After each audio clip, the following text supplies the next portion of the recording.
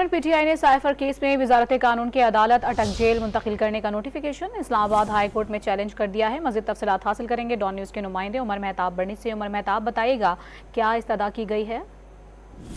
जी बिल्कुल, chairman PTI ने वजारत कानून की अदालत अटक जेल मुंतकिल करने का नोटिफिकेशन इस्लामाबाद हाई कोर्ट में चैलेंज कर दिया है। दरख्वास्त में इस्तदा की गई है कि अदालत अटक जेल में मुंतकिल करने का नोटिफिकेशन गैर कानूनी करार देकर कलादम करार दे। इसके अलावा इंसदाद दहशतगर्दी अदालत नंबर 1 के जज को ऑफिशियल सीक्रेट एक्ट के तहत दर्ज मुकदमात का इख्तियार समाअत भी जो है वो इस्लामाबाद हाई कोर्ट में चैलेंज किया गया है।